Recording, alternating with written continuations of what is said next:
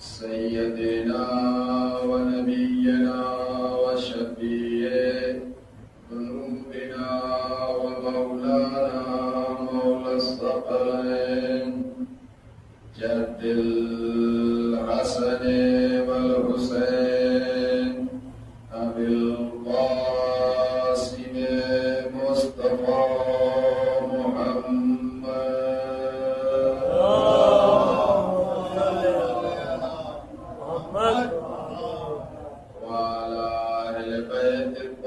الطيبين الطاهرين المعصومين المظلومين ولعنة الله على أعدائهم أجمعين أما بعد فقد قال الله في كتابه الكريم وقاله الحق بالحق بسم الله الرحمن الرحيم وما أرسلناك إلا كافة للناس بشيرا ونذيرا لكن أكثر الناس لا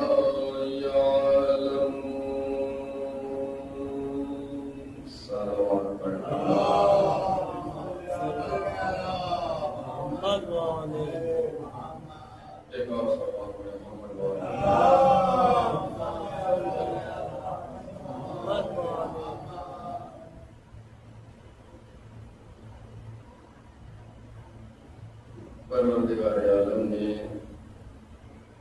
سورہ سبا میں ارشاد فرمایا کہ اے میرے حبیب ہم نے تمہیں پوری انسانیت کے لیے رسول بنا کر بھیجا لیکن انسانوں کی اکثریت اس بات سے واقف نہیں ہے۔ مسلسل اس آیت کے ضمن میں اور اساس علم کے عنوان سے آپ کے درمیان گفتگو ہو رہی تھی۔ آج یہ گفتگو اپنے 8ویں مراحل میں داخل ہو گیا۔ آج 8 محرم یہ دھیرے دھیرے ختم ہو جائے گی، لہذا باتیں بہت سی تھی، ساری باتوں کو میں آپ تک پہنچا نہ سکا۔ بس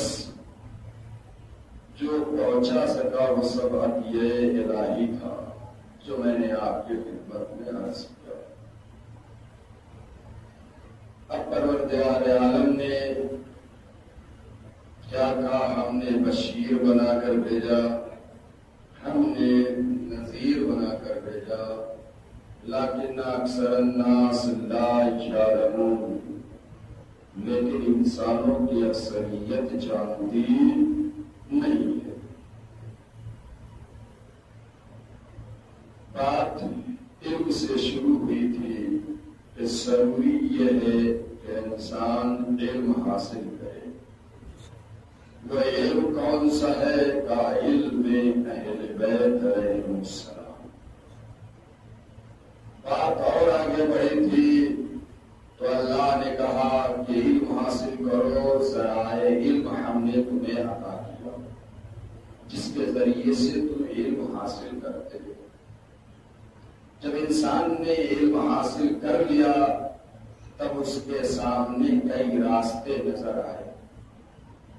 تب اللہ نے کہا تو اس راستے پر چلو جس راستے پر میں نے اپنی نعمتیں نازل کی ہے۔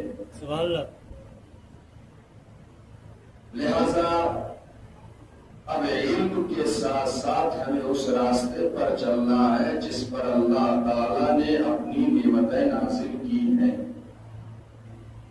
پھر ایک سوال ہوا کہ پروردگارا، نعمت تو لفظ عام ہے، اس میں سارے لوگ شامل ہیں اور تیری نعمت اتنی ہے کہ جس کا شمار کرنا ممکن نہیں ہے. تو ہم کیسے پتہ لگائیں کہ کون سی نعمت ہے؟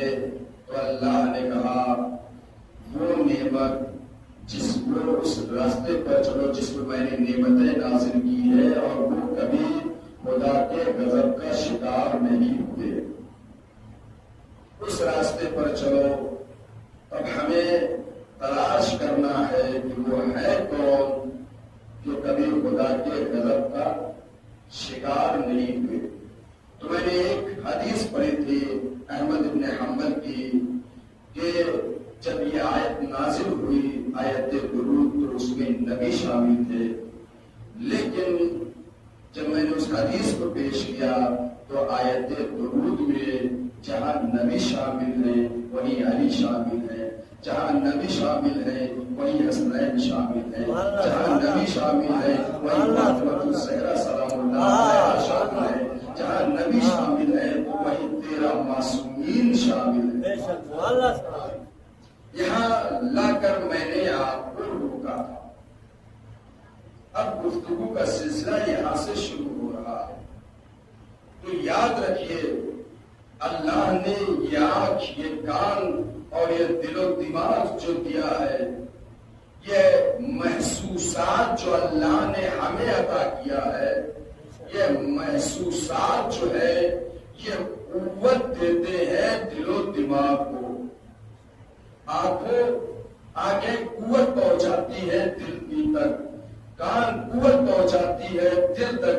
تو یہ محسوسات جو ہے یہ دلوں تک قوت پہنچاتی ہے.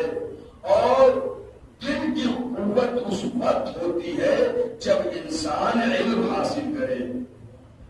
دل قوی اس وقت ہوگا جب انسان علم حاصل کرے، اور علم قوی اس وقت ہوگا جب انسان ہدایت پا جائے. جب انسان ہدایت پا جائے. ایک سلوات پڑھے محمد. آج زیادہ وقت نہیں لینا ہے آپ کو. ایک اور سلوات پڑھے محمد.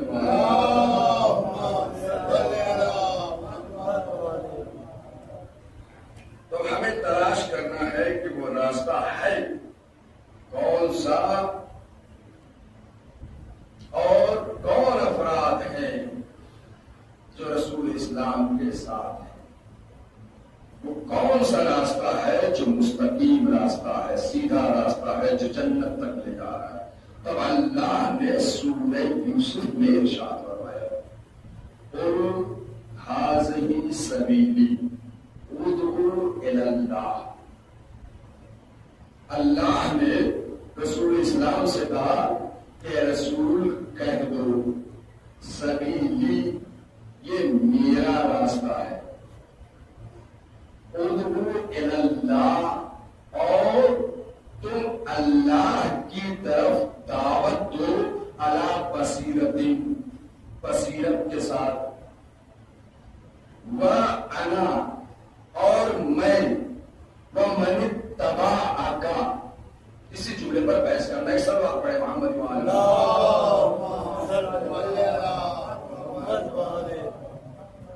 اللہ کیا کہہ رہا ہے؟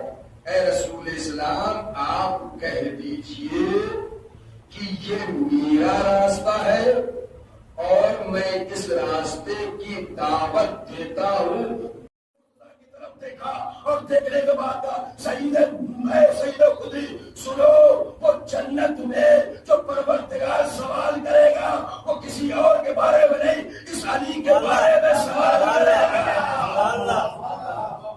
اس علی کے بارے میں سوال، یعنی طے ہو گیا کہ قیامت کے دن بھی اگر تم سے سوال کیا جائے گا تو علی کی ولایت کے بارے میں. شاید یہی وجہ تھی کہ رسول نے فرمایا قسیم النار والجنہ، علی جنت اور جہنم کا تقسیم کرنے والے ہیں.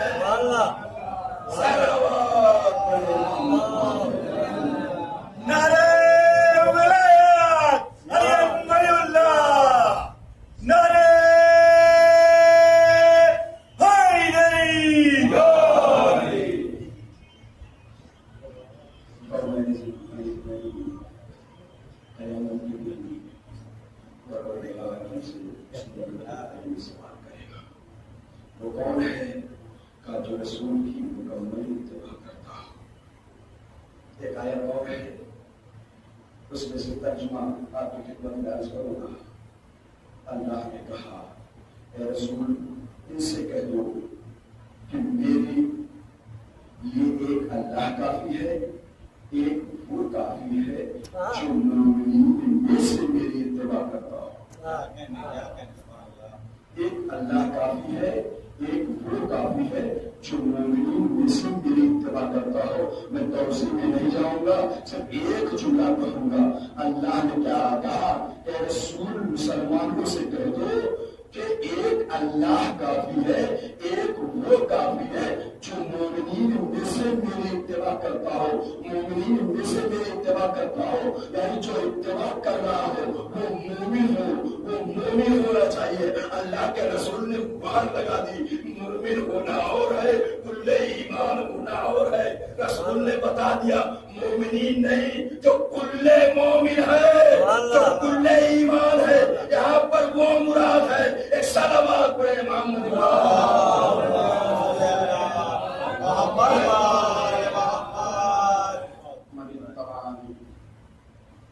جو میری مکمل اتباع کرتا ہو اس راستے کی پیروی کرو.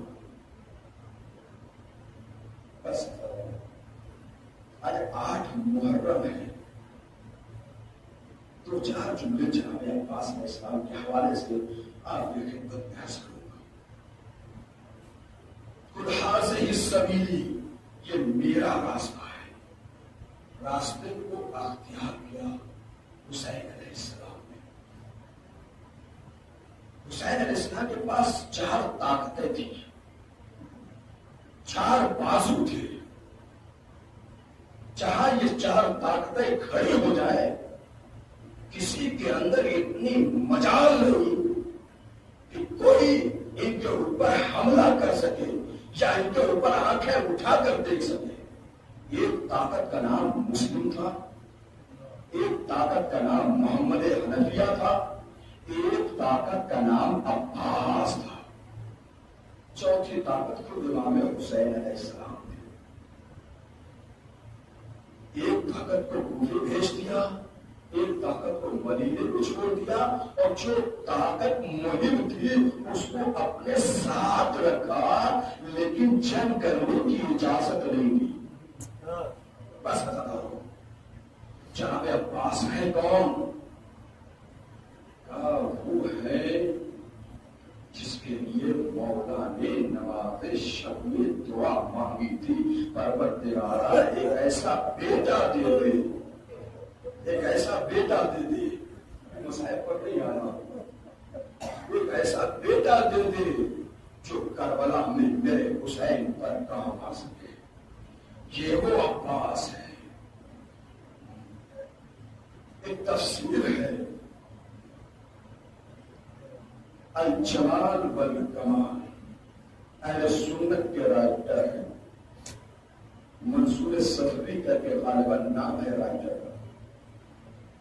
وہ جب سورہ یوسف کی تفسیر لکھتے ہیں تو لکھتے لکھتے ایک جملہ لکھتے ہیں. وہ جملہ میں آپ کی خدمت میں ہدیہ کر رہا ہوں. صلوات پڑھے محمد.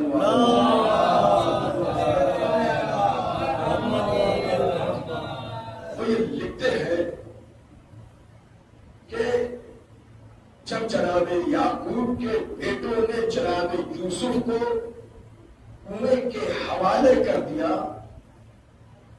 تب یہاں پر وہ لکھتے ہیں تفسیر میں کہ جنگ صفین میں مولا علی نے محمد حنفیہ کو میدان میں بھیجا. ایک مرتبہ نہیں 12 مرتبہ بھیجا. آپ 12 مرتبہ گئے، 12 بار حملہ کیا اور واپس آئے.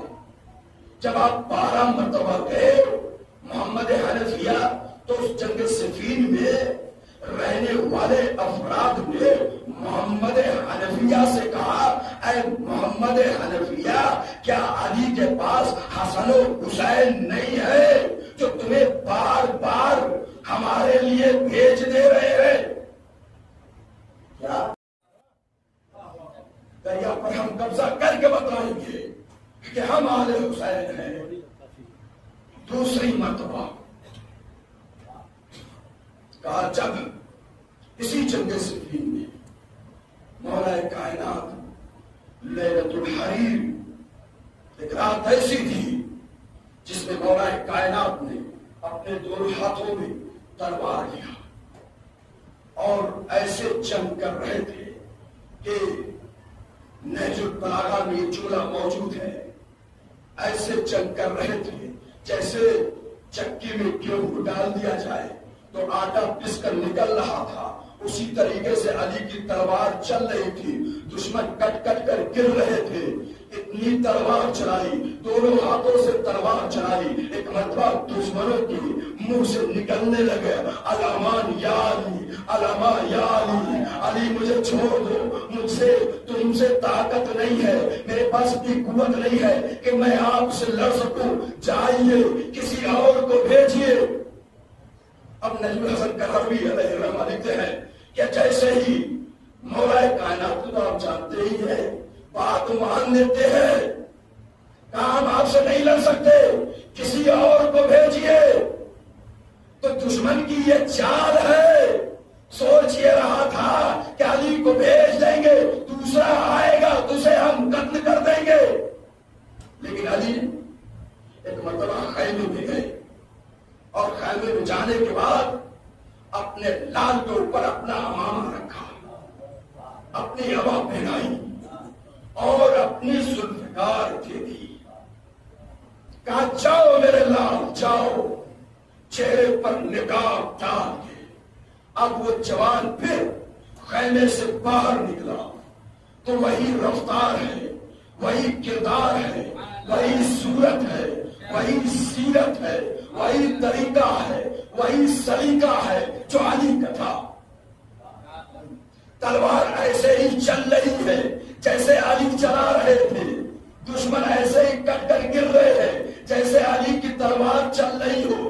دشمنوں نے کہا کہ اے علی آپ پھر چہرے پر نقاب ڈال کر میدان میں آئے، بھی علی آ رہا ہے، یہ جو کاٹ رہا ہے وہ بھی علی لگ رہا ہے، وہ بھی علی، یہ بھی علی، وہ بھی علی، یہ بھی علی۔ میں کہوں گا تم نصیری نہ تھے ورنہ چکر میں پڑ جاتے کہ اسے خدا کہوں کہ اسے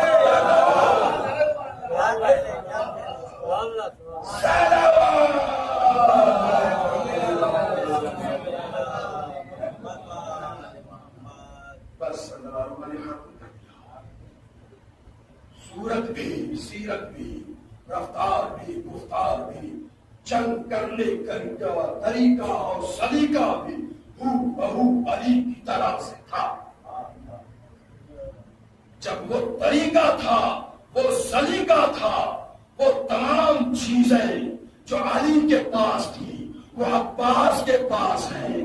اگر کربلا میں حسین نے عباس کے ہاتھ پر ہاتھ نہ رکھا ہوتا تو جیسے جنگ خیبر فتح ہوئی تھی، جنگ حنین فتح ہوئی تھی، جنگ صفین فتح ہوئی تھی، کربلا کا میدان بھی فتح ہو جاتا، لیکن حسین نے ہاتھ رکھ دیا، نہیں میرے بھیا۔ بس جنگ صفین میں مولا کائنات واپس لے کر آئے، کہا میرے لال واپس آؤ، خیمے میں لے کر آئے، جنگ صفین فتح ہو گئی، مولا کامیاب ہو گئے۔ ایک مرتبہ عباس سے پوچھا، بیٹا عباس کوئی حاجت ہے، کوئی تمنا ہے؟ تو اب جناب عباس نے بابا سے ایک تمنا بیان کی، بابا کافی دیر سے لڑ رہا تھا، مجھے پیاس لگ گئی ہے، بابا پانی، بابا پانی۔ بس متن نے لکھا کہ سلمان بھی بیٹھے ہوئے ہیں، ابو ذر بھی بیٹھے ہوئے ہیں، کمبر بھی بیٹھے ہوئے ہیں، مولا نے کسی صحابی سے نہیں کہا کہ جاؤ پانی لے کر آؤ، علی خود گئے اور پانی لائے اور لا کر عباس کے حوالے کیا۔ عباس نے جیسے پانی کو منہ سے لگایا ایک مرتبہ بابا کی طرف نظر گئی، کیا دیکھا؟ میرا بابا رو رہا ہے۔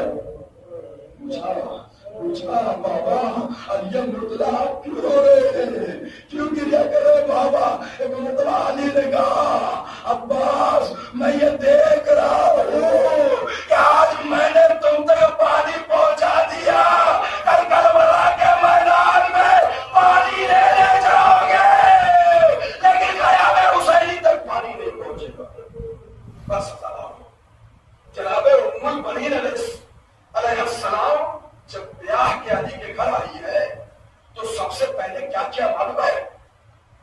علی کے چوکھٹ کا سجدہ کیا، اور سجدہ کرنے کے بعد گھر کے اندر داخل ہوئی، حسنین کو بلایا، زینب کلثوم کو بلایا اور ایک جملہ کہا کہ اے میرے شہزادو میں تمہاری کنیز بن کے آئی ہوں، تمہاری ماں بن کے نہیں آئی ہوں، میں تمہاری کنیز بن کے آئی ہوں، ماں بن کے نہیں آئی ہوں۔ اور یہی سبق، یہی درس جناب ام البنین اپنے بیٹے عباس کو دے رہی تھی کہ بیٹا عباس تم غلام ہو، حسین کے بھائی نہیں ہو۔ بیٹا عباس تم غلام ہو، حسین کے بھائی نہیں ہو۔ جس کی ماں کا یہ کردار ہو، اب جو اس آغوش سے بچہ پلے گا اس کا کردار کیا ہوگا؟ شاید یہی وجہ تھی کہ حسین نے کہا عباس میرے کان ترس گئے بھیا سننے کے لیے، میرے کان ترس گئے بھیا سننے کے لیے۔ آج محرم ہے نا، گریا کیجیے جناب عباس علیہ السلام۔ جناب عباس میں نے کہا بڑی طاقت تھی، حسین نے ہاتھ پر ہاتھ رکھ دیا کہ عباس تمہیں مرنے کی لڑنے کی اجازت نہیں دوں گا، لڑنے کی اجازت نہیں دوں گا۔ بس عزادارو اجازت نہیں ملی، لیکن ایک 4 سال کی بچی ٹہلتے ٹہلتے چچا عباس کی خدمت میں آ گئی۔ چچا آلاتاج، چچا آلاتاج، ایک مرتبہ جملہ آپ سنیے، میں نے پڑھا ہے، ایک مرتبہ اسی عالم میں جناب سکینہ نے چچا عباس کے ہاتھ کو پکڑا اور اس مقام پر لے کر آئی جہاں مشکیزیں رکھے ہوئے تھے، تمام مشکیزیں رکھے ہوئے تھے۔ ایک مرتبہ جناب عباس نے جو دیکھا وہ ہم اور آپ نہیں دیکھ سکتے، ہمارا رب دل برداشت نہیں کر سکتا۔ ایک مرتبہ عباس نے کیا دیکھا؟ جہاں مشکیزہ رکھی جاتی ہے وہاں تھوڑا بہت ٹھنڈا تھا یا ٹھنڈک سی محسوس ہو رہی تھی۔ جناب عباس نے کیا دیکھا کہ خیمے کے سارے بچے اپنے رخسار کو اس مقام پر رکھے ہوئے ہیں جہاں پر مشکیزہ رکھی ہوئی تھی، جہاں پر مشکیزہ رکھی ہوئی تھی وہاں پر رخسار رکھے ہوئے ہیں۔ عباس سے برداشت نہ ہوا، میں نے ختم کر دی مجلس، جناب عباس سے برداشت نہ ہوا، فوراً سکینہ کو آغوش میں لیا اور حسین کی خدمت میں آ گئے۔ آقا مجھے مرنے کی اجازت دے دیجئے۔ حسین کا جملہ یاد ہے، تم تو ہمارے لشکر کے علمدار ہو، میں تمہیں کیسے مرنے کی اجازت دے دوں؟ اجازت لڑائی کرنے کی نہیں دی، پانی لانے کی دی۔ جناب عباس بھی لڑائی میں اترے، مشق سکینہ کو ہرا۔ جہاں کئی لاکھ کا مجمع ہو، اس مجموع کو چھین کر ترائی میں اترنا تو آسان ہے، توجہ کیجیے۔ جہاں کئی لاکھ کا مجمع ہو وہاں ترائی میں ڈھال سے زمین پر اور ترائی اور دریا کی طرف اترنا آسان ہے، لیکن ترائی سے اوپر کی طرف چڑھنا بڑا مشکل ہے۔ نہ یقین آئے تو یاد رکھیے جب عباس جا رہے تھے فوجیں چھٹ گئی تھی، فوجیں دور بھاگ گئی تھی، لیکن جب عباس ترائی میں اترے تو بھاگی ہوئی فوجیں سمٹ گئی، بھاگی ہوئی فوجیں سمٹ گئی۔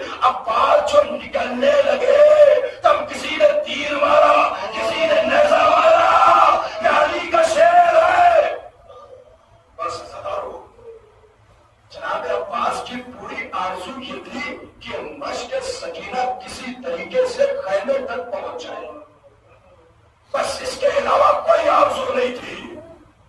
لیکن ایک ہرملا کا تیر چلا، مشق سکینہ پر لگا، مشق چھپی، پانی بہا، عباس کی آس ٹوٹ گئی،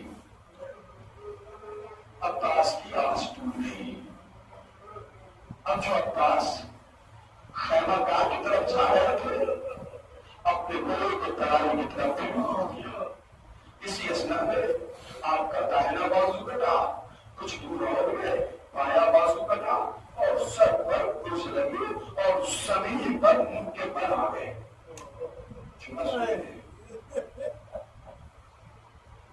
ملید نے مرا ہے نا، جب بشیر مدینے پہنچا ہے نا، اعلان کیا مدینہ اور مدینہ رہنے کے قابل نہیں تھا. حسین کا قافلہ گیا تھا، وہ قافلہ واپس آ گیا ہے. ایک مرتبہ ام المؤمنین نے اپنے پوتے فضل کے ہاتھ کو پکڑا اور بشیر کی خدمت میں آ گئے. اے بشیر، کون حسین مارا گیا؟ کون حسین مارا گیا؟ کون حسین مارا گیا؟ بشیر نے کہا، اے سیفہ، کیا تمہیں نہیں معلوم؟ علی کا لال مارا گیا، فاطمہ کا لگتے جگر مارا گیا. اتنا کہنا تھا کہ ایک مرتبہ ام المؤمنین نے اپنے دونوں ہاتھوں کو اٹھایا اور دعا کی، اے میرے مولا، میں عباس کو نہ بخشوں گی. کیا ہوا ام المؤمنین ایسا کیوں کہہ رہی ہے؟ بشیر نے پوچھا کہ جہاں عباس جیسا شیر زندہ ہو، کوئی حسین کو قتل کر دے، کوئی علی اکبر کو مار دے، کوئی علی اصغر کے گلے پر تیر چلا دے، اگر عباس زندہ ہے تو کوئی مار نہیں سکتا. ایک مرتبہ بشیر نے کہا، اے مومنہ، کیا کہہ رہی ہو؟ عباس کے دونوں بازو. اے مومنہ، کیا کہہ رہی ہو؟ عباس کے سر پر گرز لگائی گئی، لوہا آہنی جو لوہے کا گرز ہوا کرتا تھا مارا گیا، عباس زمین پر گرے. ایک مرتبہ ام المؤمنین نے کہا، میں مان نہیں سکتی کہ کوئی عباس کے سر پر گرز مار سکے، لوہے کا ہتھوڑا مار سکے، میں مان نہیں سکتی. کہا مومنہ کیوں؟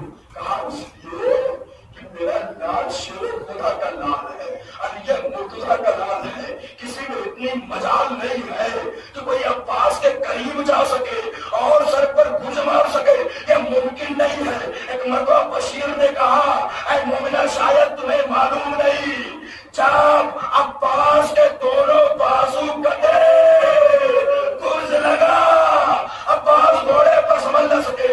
آخری جملہ میں نے سوال سے تمام کر دیا. آواز لگائی، بھیا میری مدد کو ہے. آخری جملہ میں نے ختم کر دیا. مولا، آقا میری نصرت کو آئیے. جیسے یہ آواز حسین نے سنی نا، ایک مرتبہ اپنے ہاتھ کو